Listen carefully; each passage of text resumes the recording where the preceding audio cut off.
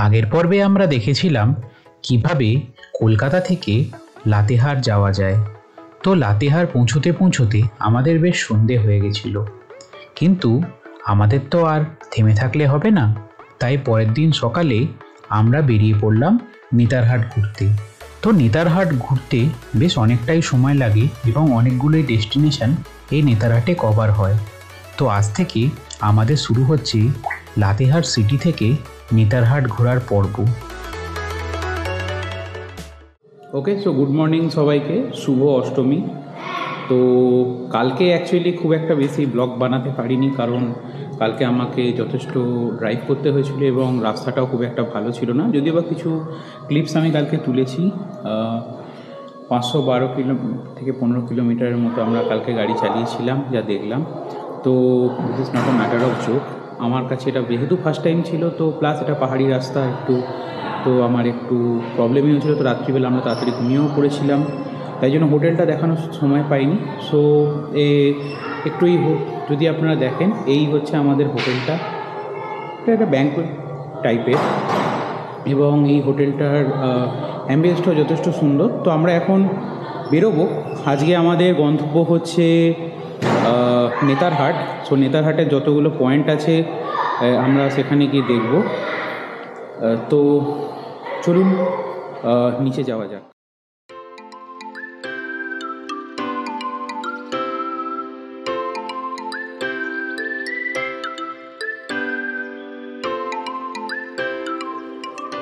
তো এই হচ্ছে আমাদের হোটেলের সামনেটা এবং এটা হচ্ছে আমাদের হোটেল শ্রীরাম বাটিকা।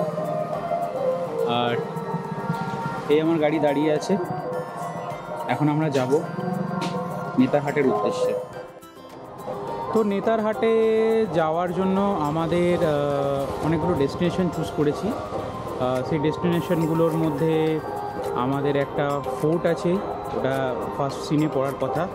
তো ওটা আমরা হয়তো দেখব। দেখার পর আমরা চলে যাব হচ্ছে ওদের কোয়েল ভিউ পয়েন্ট। দেখি ওটা যদি দেখা পসিবল হয়।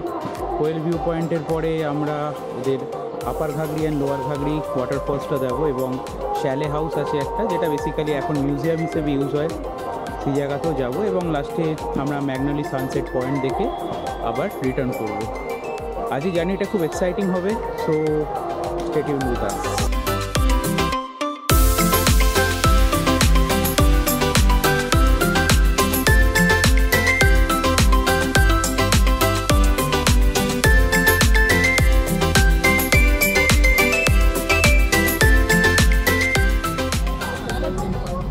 তো আমরা অলরেডি বেরিয়ে পড়েছি। আজকে আমরা একটু ড্রাইভার নিয়ে নিয়েছি, কারণ এখানে লোকাল রাস্তাটা একটু আমাদের কাছে ডিফিকাল্ট মনে হচ্ছিল।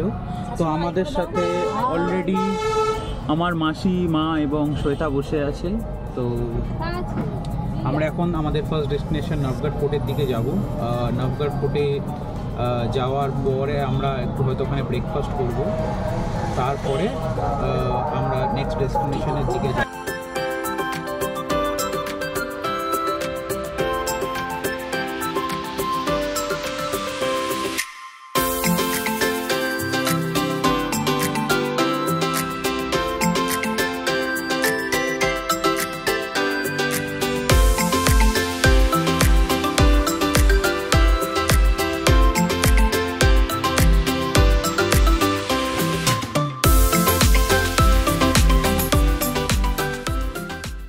আমরা এখন চলে এসেছি নবগড় ফোর্ট।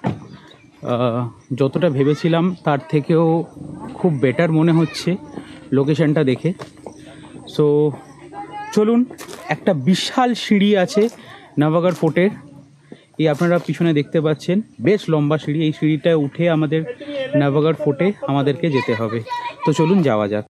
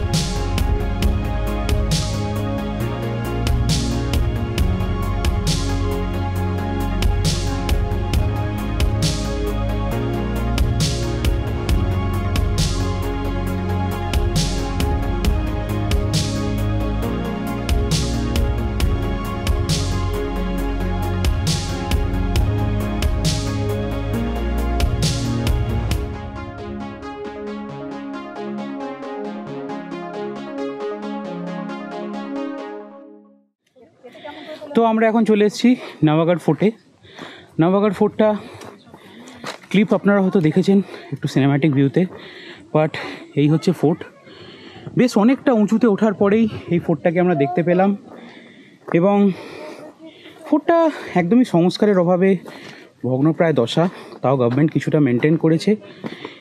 এই ফোর্টের ভিতরে একটা সাপখোপ থাকার প্রবণতা থাকতে পারে, বাট ফোর্টটা কিন্তু দুর্দান্ত সুন্দর।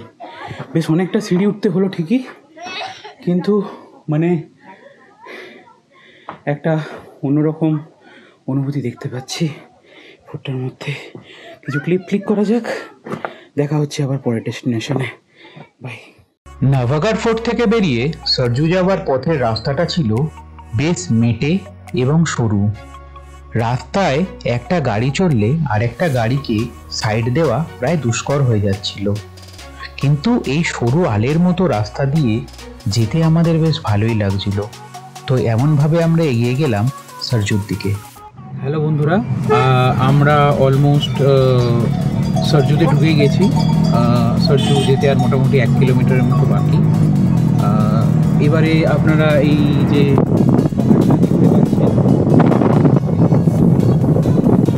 যাবে, এই পাহাড়টায় উঠতে হবে আমাদেরকে। উঠে আমরা সরজুতে ব্রেকফাস্টটা করব।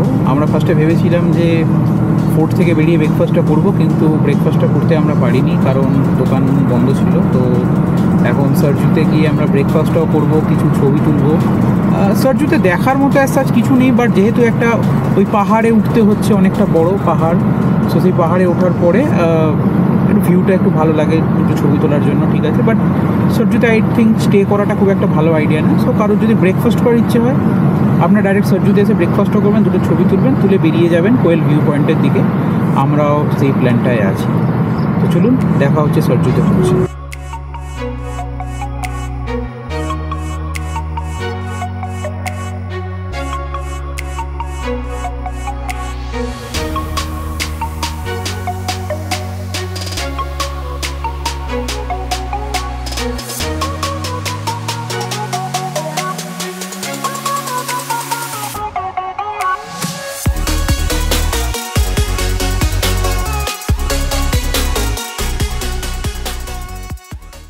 তো আমরা এখন চলে এসেছি সরজু ভ্যালিতে। এটা একটা অসাধারণ জায়গা, মানে এই জায়গাটা হচ্ছে দেখার মতো। এখানে একটা হনুমানকেও আমরা দেখতে পাচ্ছি। সো এই হচ্ছে Saryu valley. It's a very very very nice scenery. তো আমরা সরজু ভ্যালিতে ব্রেকফাস্ট কমপ্লিট করে ফেলেছি। কিছু জিনিস বলতে চাই, দুটো রিজন এখানে। এক হচ্ছে এখন নবরাত্রি চলছে, তো সরজু ভ্যালিতে অনেক দোকানই বন্ধ ছিল, খুব কমই দোকান আছে, ইভেন শহরটাও খুব ছোটো আর কি। তো ব্রেকফাস্টের জায়গাটাও কম হতে পারে, বাট এদের একটা জিনিস খুব ভালো লাগলো, এদের আমরা কচুরি খেয়েছিলাম, তো হিঙের কচুরি আর ছোলার যে তরকারি দিয়েছিল, টেস্ট ওয়াইজ ভেরি অসাম, মানে সত্যি খুব ভালো। তো এখন আমাদের নেক্সট ডেস্টিনেশন হচ্ছে কোয়েল ভিউ পয়েন্ট। তো এখানে আমাদেরকে প্রায় 60 কিলোমিটারের মতো এখন যেতে হবে। সো কোয়েল ভিউ পয়েন্টে গিয়ে আমরা আপনাদের সাথে দেখা হবে। সরজু ভ্যালি থেকে বেরিয়ে তারপরই শুরু হলো আমাদের আসল অ্যাডভেঞ্চার। আমার মনে হয় পুরো লাতেহার নেতারহাট ভ্রমণের এই পার্টিকুলার রাস্তাটাই ছিল সবথেকে রোমাঞ্চকর এবং অভিজ্ঞতাপূর্ণ।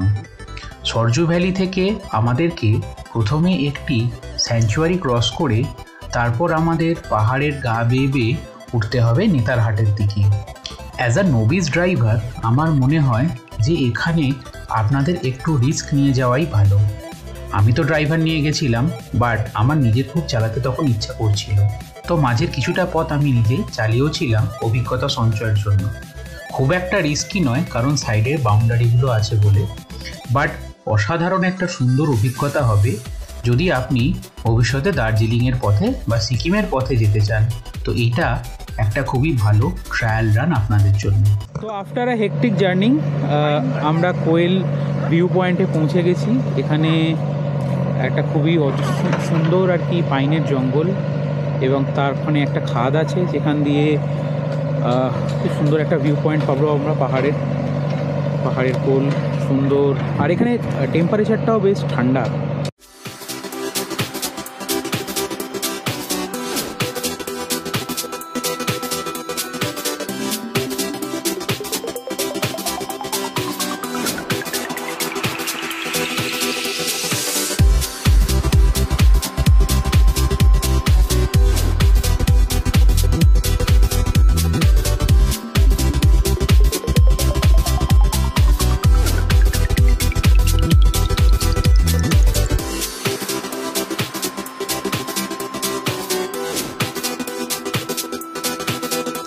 তো আপনারা দেখলেন কোয়েল ভিউ পয়েন্টের অসাধারণ দৃশ্য, কিন্তু এরপরে আমরা গেছিলাম নেতারহাটের আরও অনেক জায়গায়। আজকের এপিসোডে সেগুলো যদি অ্যাড করতে যাই সেটি অনেক বড় হয়ে যাবে, তাই জন্য এগুলো থাক পরের এপিসোডের জন্য। চলুন দেখা হবে আবার পরের পর্বে।